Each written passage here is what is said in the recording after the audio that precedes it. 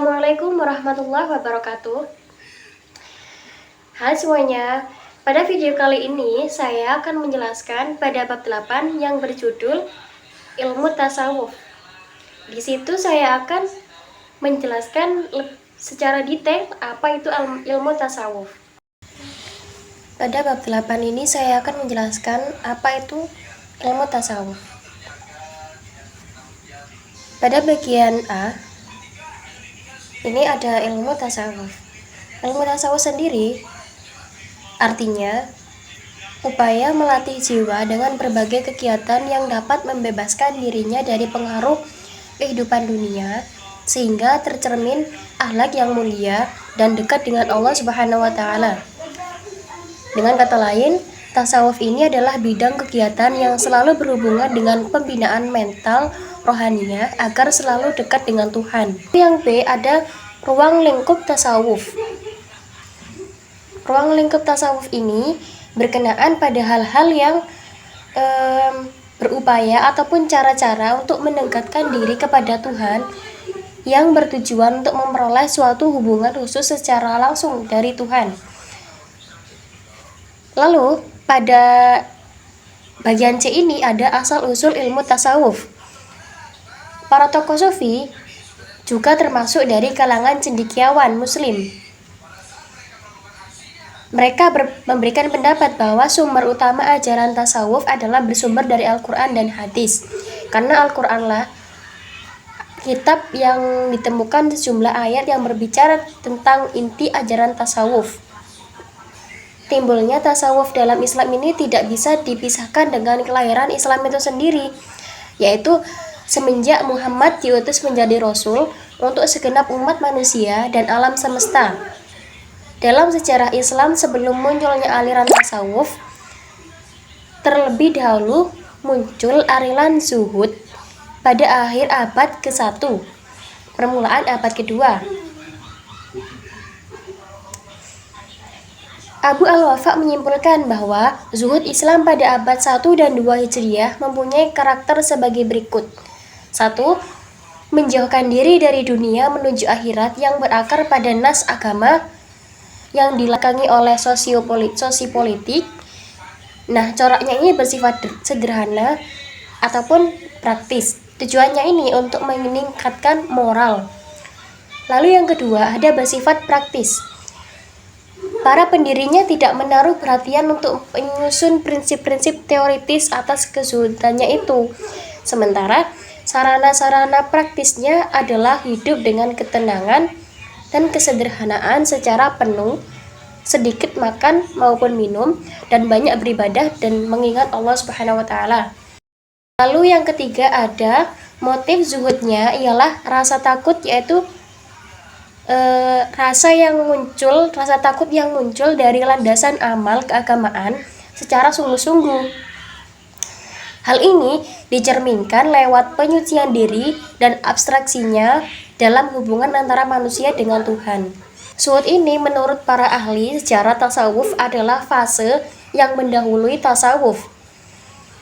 Menurut Harun Nasution, stasiun yang terpenting bagi seorang calon sufi ialah zuhud, yaitu keadaan meninggalkan dunia dan hidup kematerian.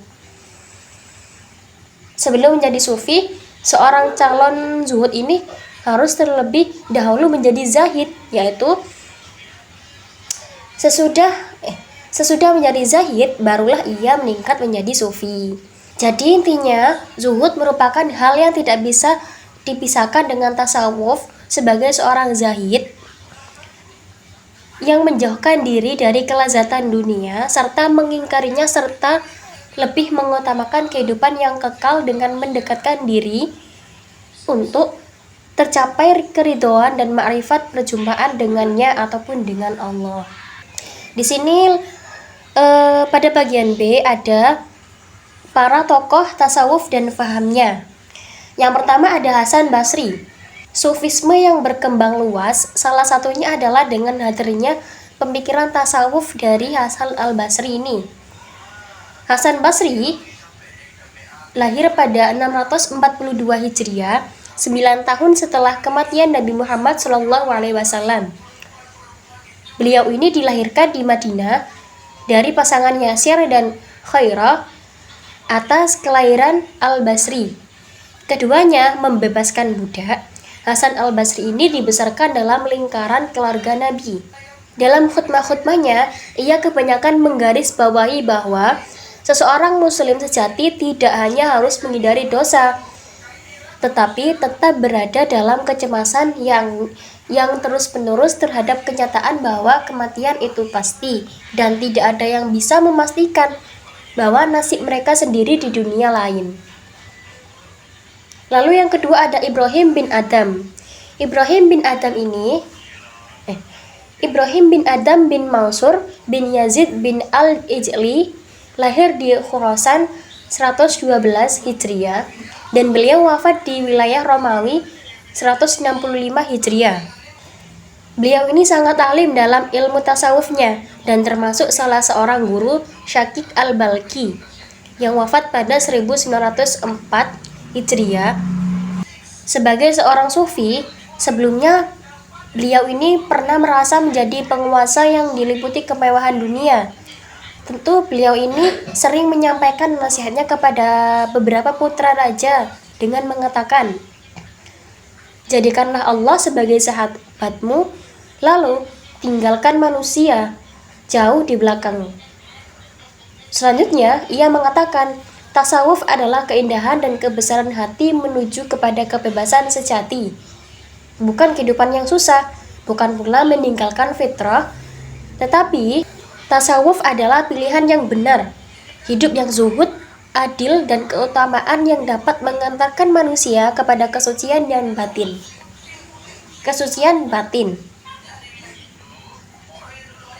Lalu yang ketiga ada Rabi'ah Adawiyah. Rabi'ah Adawiyah ini diperkirakan lahir pada 713 sampai 717 Masehi atau 95 sampai 99 Hijriah di kota Basrah. Ia adalah ibu dari para sufi besar setelahnya. Ulama yang menaruh hormat kepadanya antara lain adalah Sufyan Ats-Tsauri, Al-Hasan Al-Basri, Malik bin Dinar, dan Syakik Al-Balki. Rabi'ah Al-Adawiyah ini seorang sufi wanita yang nama dan ajaran-ajarannya telah memberi inspirasi bagi para pecinta ilahi. Rabi'ah ini adalah seorang sufi legendaris. Rabi'atul Adawiyah ini ahli ibadah, perempuan yang kerap menangis dan bersedih karena ingat akan kekurangan-kekurangan dirinya di hadapan Allah. Jika beliau mendengar keterangan perihal neraka, Rabi'ah ini jatuh tak sadarkan diri untuk beberapa saat. Rabi'ah ini dikategorikan sebagai khawasul khawas dalam tingkatan Imam Al-Ghazali atau super istimewa, ataupun tingkat tertinggi setelah tingkat orang kebanyakan ataupun awam, dan tingkat orang istimewa ataupun khawas.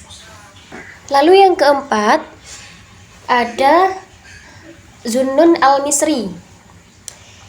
Abu Al-Faid Tauban bin Ibrahim bin Muhammad Al-Ansori yang dijuluki Sahib Al-Hud ataupun pemilik ikan. Beliau dikenal sebagai sufi yang mengembangkan teori tentang ma'rifat. Ma'rifatnya dalam terma sufistik dan memiliki pengertian yang berbeda dengan istilah ilmu, yakni sesuatu yang bisa diperoleh melalui jalan usaha dan proses pembelajaran. Sebagaimana diketahui bahwa kalangan sufi membedakan jalan sufistik ke dalam 3 macam. 1. Makhofah ataupun jalan kecemasan dan penyucian diri. Di sini tokohnya adalah Hasan Al-Basri. Lalu yang kedua ada mahabbah, jalan cinta ataupun pengorbanan dan penyucian diri. Dengan tokohnya sendiri adalah Rabi'ah Al-Adawiyah. Lalu yang ketiga ada ma'rifah, jalan pengetahuan. Menurutnya ma'rifah adalah fadl ataupun anugerah semata dari Allah. Semakin seseorang mengenal Allahnya, maka semakin pula ia dekat, khusyuk dan mencintainya. Ia membagi makrifat menjadi 3 macam. 1. Makrifat at-tauhid, yakni doktrin bahwa seseorang mukmin bisa mengenal Allahnya karena memang demikian ajaran yang telah dia diterima. Lalu yang kedua ada ma'rifat al-hujjah wa al-bayan, yakni ma'rifat yang diperoleh melalui jalan argumentasi, nalar, dan logika. Bentuk konkretnya yakni mencari dalil atau argumen penguat dengan akal sehingga diyakini adanya Allah. Tetapi makrifat ini merupakan makrifat kaum teolog yang belum bisa merasakan lezatnya makrifat tersebut. Lalu yang ketiga ada makrifat sifat al-wahdaniyah wa al-fardiyah, yakni makrifat kaum muqarrabin yang mencari Allahnya dengan pedoman cinta. Lalu yang kelima ada Abu Yazid al-Bustami. Al-Bustami ini adalah orang yang pertama memakai istilah fana sebagai kosakata sufistik. Pada konteks ini diketahui bahwa Bustami memilah antara konsep ibadah dan ma'rifah, di mana ahli ibadah dipersepsikan sebagai orang yang jauh dapat meraih ma'rifah. Konsep ittihad ini merupakan pengembangan dari konsep fana dan baqo yang dicetuskannya. Menurutnya, setelah mencapai ma'rifat, seseorang dapat melanjutkan kepada makom selanjutnya, yaitu fana, baqo, dan akhirnya ittihad. Fana sendiri artinya penyernaan diri dari sifat keduniawian yang dilukiskan laksana kematian jasad dan dilepasnya roh menuju kepada kekekalan baqo. Dan dari sini dapat melangkah kepada penyatuan dengan Allah yang disebut ittihad. Lalu yang keenam ada Al-Hallaj. Al-Hallaj ini lahir pada tahun 858 sampai 922 Masehi. Beliau ini merupakan seorang proponen paling awal yang disebut-sebut menerima klaim keselamatan ekstatologis di luar Islam. Di antara tebaran pemikirannya terdapat ide-ide yang dapat dipersepsi sebagai sumbangsinya bagi paham pluralisme agama yang sekarang menjadi wacana keislaman aktual. Semisal yang terekam dalam tafsirnya atas kisah Musa ketika diajak bicara oleh Allah yang tampak di mata telanjangnya sebagai pohon belukar, api, ataupun burning bush yang berbicara. Lalu pelajaran yang bisa diambil adalah ketika seseorang telah sampai pada titik kesadaran diri di mana ia terserap ke dalam hakikat kebenaran, maka kebenaran itu tampak hadir dalam setiap apa yang dilihatnya secara lahir. Tentu paham Al-Hallaj ini didasarkan pada pandangan tentang tauhid. Disinilah terpahami mengapa ia tidak menyoal penyembahan melalui konsep monoteisme dan politeisme, karena pada dasarnya, kufur dan iman itu hanya berbeda dari segi nama dan logikanya, yakni antara yang satu dan banyak, bukan dari segi hakikatnya. Pemikiran Al-Hallaj ini terkait erat dengan pemikiran tentang konsep hulul dan Nur Muhammad. Al-Hallaj memang seseorang tokoh yang terkenal dengan ucapannya. Lalu yang ketujuh ada Ibnu Arabi. Ada dua figur besar dalam dunia Islam yang menyandang nama Ibnu Arabi. Keduanya berasal dari Andalusia atau Spanyol. Pertama Abu Bakr Muhammad Ibnu Abd Allah Ibnu Al-Arabi Al-Ma'rifi, seorang pakar hadis dari Sevilla yang mengarang kitab Ahkam Al-Quran.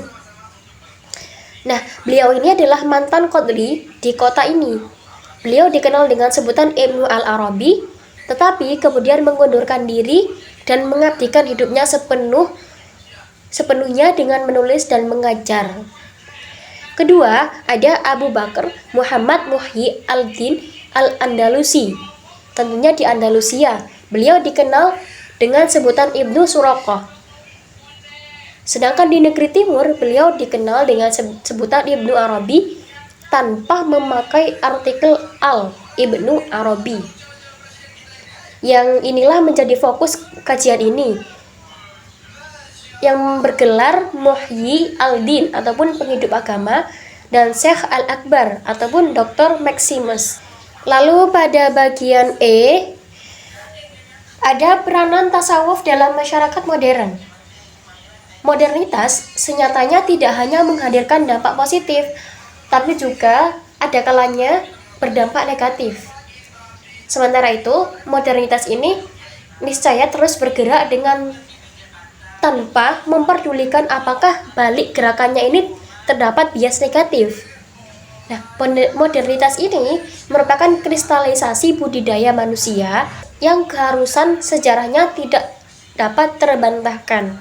Dengan demikian, satu-satunya cara yang dilakukan adalah menjadi partisipan aktif dalam arus perubahan modernitas.